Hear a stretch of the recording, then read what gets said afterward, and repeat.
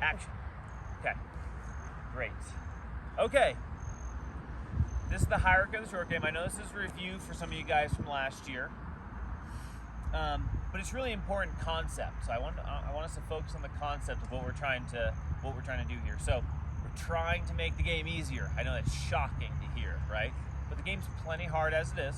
So when we're around the greens, we want to make sure everyone has the same capability of making the right decision. Wouldn't you guys agree? Yes. Right? If you don't get to practice as much as someone else, right? They're going to have the upper hand because they're going to get to practice more and go through the motions more. But in terms of decision making, once you get it, you should be able to apply that like anybody else. So, decision making. How would you guys play each of these shots? And maybe if you know the answer, not that there's a direct answer, but anybody who maybe doesn't know the hierarchy of short game? Kathy, what do you got? Tell me what would you hit here? Oh, we're going to that flag right there. Well, I would hit my putter there. Good. How about this one? I might hit my putter there. Might? Yeah. Anything to avoid chipping is how I. Okay, now, good. That's where I want our minds right now. So, here's the mistake: is that as soon as we get to here, see people take their sand wedges out. Okay. Here's the simple reason why we don't want to use our sand wedges. Okay. If we don't have to, we have to sometimes, right? We learned that yesterday. The sand wedge, it's what I call an all or nothing club. If you hit the front edge of the sand wedge, it's a driver. It's 0 degrees of loft. It's going to launch that way super fast. If you hit that part, it's a sand wedge. Boop, up in the air, heaven, back onto the green. Awesome, right? But there's no in between. It's either, I'm going to say hell or heaven, okay? Right? It's either horrible or good. Wouldn't you guys agree? Yeah. It's an all or nothing club. I don't want you guys to be forced into an all or nothing situation, okay? The putter isn't all or nothing, right? Right? You just got to whack that thing at the right speed and you're good, okay? So we're trying to take that big variance out. So why can we hit the putter on some of these balls here? Because there's not a lot in the way, right? We don't have too much in the way.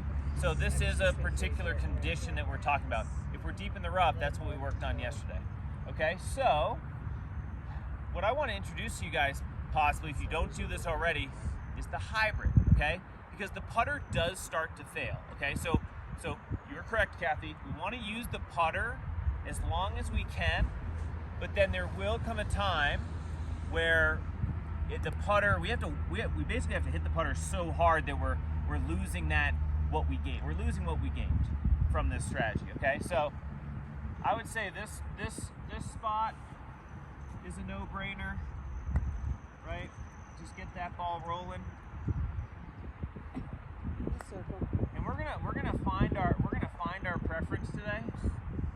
I would say for me, this is getting a little bit too far away. Not too far away, too much fairway grass. Because it is grabbing the ball more, right? It's a longer grass. So if I get into here, I don't feel comfortable hitting the putter. That's me. This station today, I want you guys to figure that out for yourselves. You guys might take the putter further back. You might stop the putter sooner. Okay, but this is my stopping point. Now I'm gonna take the hybrid out.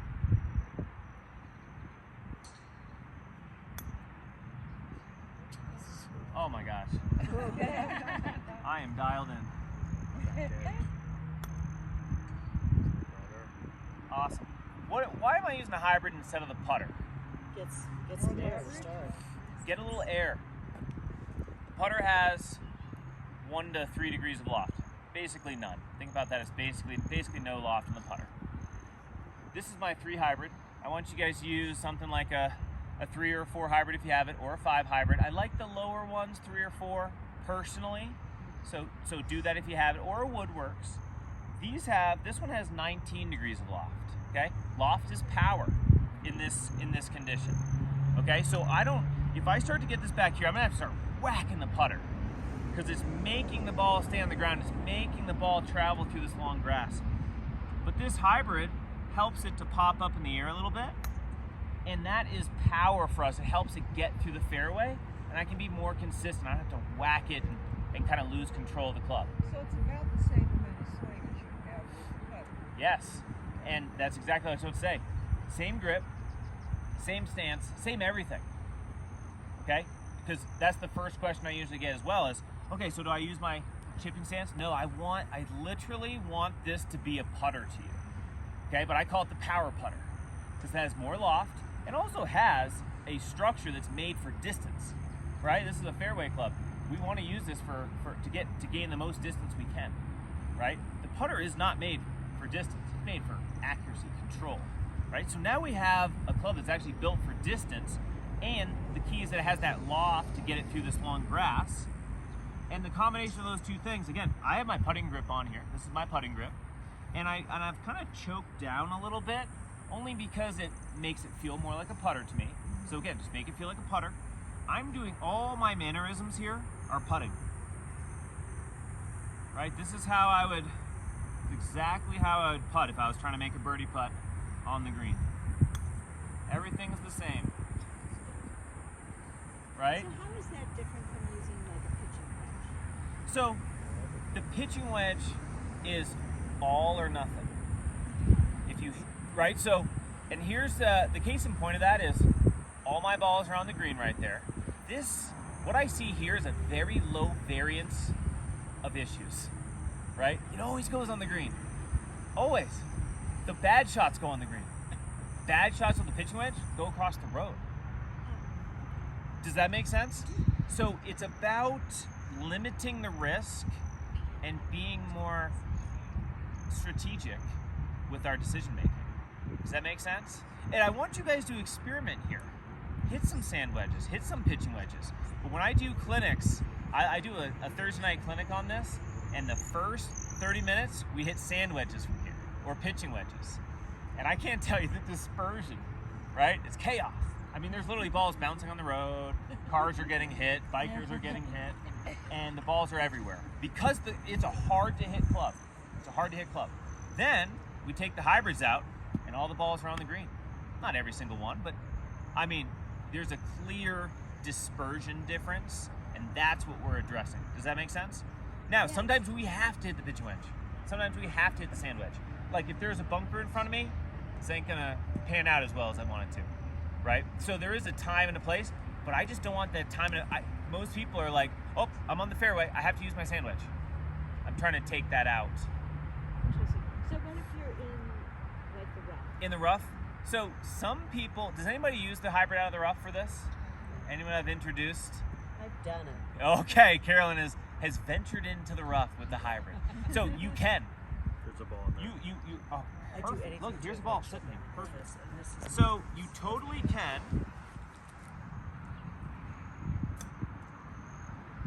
Not bad. So you absolutely can. However, come further back here, and like that first bounce is in this long grass, you can kick it anywhere. So back there, you got to then say, okay, time for the air, time for the sand wedge, right? So I have to use the dangerous club. Which again, it's just harder to hit. We have to hit it, but let's not hit it when we don't have to hit it, right? Let's make sure we're picking, the easiest shot all the time. The game's plenty hard. so sand wedge and pitching. Yeah, sorry. Pitching wedge are low percentage. They are. They're high percentage clubs for pros, but they have they're able to practice so often with those clubs but by definition, they are absolutely harder to hit. Wouldn't you guys agree? Yes. Right? I mean, sand wedge is hard. We were doing that yesterday, right? Sometimes you hit a scorcher across the green, you're like, I didn't even do that much. You missed it by that much. When you hit a scorcher across the green, you missed it by a half inch. It's a very low margin to get, hurt that bad from that shot. You miss this by a half inch, you might not even notice it. It's just gonna roll onto the green. Maybe it'll be a little short, right? If I hit a little bit thin, not that you guys might not be able to see it. I'm gonna try to hit this one, right on the sweet spot. And then if I catch this one a little thin, right? I kind of top that one. I mean, it's better than the other one. So that's my point, is that you can kind of hit this. You can have some variance with this club. Not that we want to have variance. There it is. And what do you want to do on the golf course when you might feel some nerves and you really want to hit this one good, or I'm getting on on the green, I'm gonna make my par, get some nerves on the golf course, right?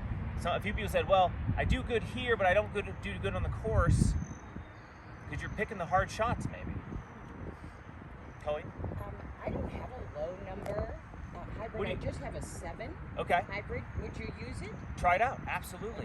Okay. It just might pop the ball up too much, Yeah. and then it doesn't have that putt-looking look to it, Yeah. right? It's not kind of staying along the ground and bouncing. It's kind of popping up. Yeah. So maybe try, maybe with your partner, Colleen, or something, Yeah. maybe you can try a lower Yeah, that's number, what I'm talking and then it about. could be a great reason for you to maybe get a 5 hybrid, you know, or a 3 hybrid or something like Yeah. that. Okay. But no, 3, Good to 4, know. 5, any of those are fine. Also, try your woods. If you don't have a hybrid, try your wood. It's the same concept. Also, the pros do this on tour. It's kind of rare because most of the golf courses they play, deep rough, everything's really difficult. They don't have a lot of fairway approaches. Have you guys all played the Vail Golf Club? Number 1 green, what does it look like in front of number 1? Fairway.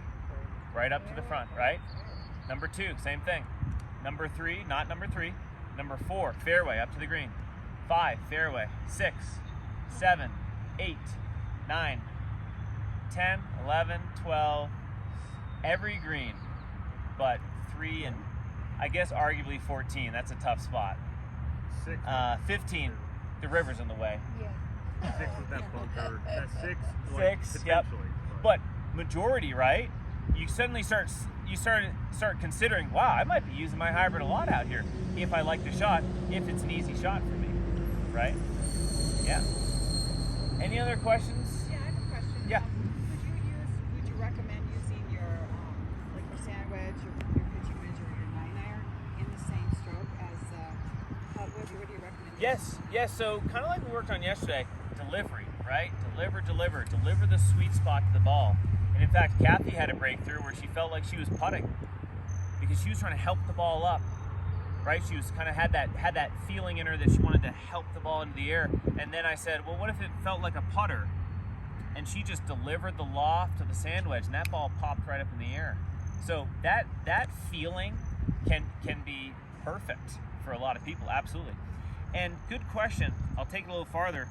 When we're in here, maybe we don't have to use the sand wedge or the lob wedge, which again, the more loft, the more all or nothing it is. So if you can actually afford to hit like a 9-iron or an 8-iron that you bump out and kind of bumps onto the fairway and keeps going, that's a really good shot too. That's safer than a sand wedge, always.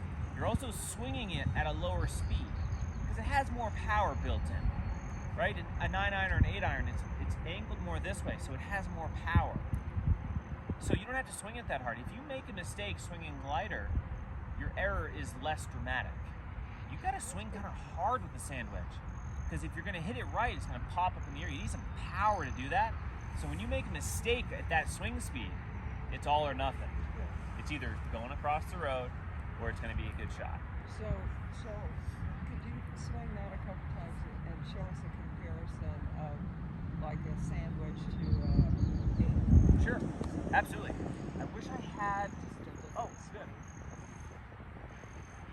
Lefty, Colin. You're broken. As soon as I find a right-handed pro, you're out of here. So I'm gonna have to do it kind of like our high, low, medium station, right? Just to show you this. So look at the swing speed I need to get this ball high in the air, right? Like half and half, right, to get that ball up. Now if I take the loft off, and what I'm just trying to do is make this more like, let's say, a pitching wedge right now, or a 9-iron, right? So if I take the loft off, so just picture this like a lower club, I just don't have it. See how small my swing was? Right, it was here. So it has more power because it has less loft, right? No, this is my little, the petite chipping stance that we talked about, right? Shrink things up, yeah. So it's really more about, and we can talk about this more at the station, it's more about making it easy, making sure you choose the shot that has the least amount of error attached to it, right? So So a shot that I swing like this, if I make a mistake, so let's say I catch this on the bottom of the club. Okay, it's going over the green, right? I got a little lucky there, but I swung slow. What if I swung that, faster? I need one ball. Kathy, hit me. Okay. So you saw that mistake on that sort of a swing, a small swing, a quarter swing. Now if it was half, right? See how I just sit. You can see how that thing really takes off. So the harder we swing, the more dangerous it is. Again, if there's a bunker in front of me, I got to. That's why we worked on that yesterday. But if there isn't, don't do it. And so oftentimes you're not in grave danger, and you can take an easier shot. So it's just about being really sharp with your strategy. Yeah. Cool. Make sense? Yeah. Okay. Awesome. Cool. So this is one of the stations. You guys will bring your putter, your hybrid, and hey, bring a sand wedge. I mean, you'll have the sand wedge for the bunker, but bring that here as well, and do some of this. Chip from here. Chip 5 balls. Take your average. Putt 5 balls at the hybrid. Take your average. Find out for yourself. Find out. This is a personal adventure we're on. Sound good? Okay. Awesome. Okay, let's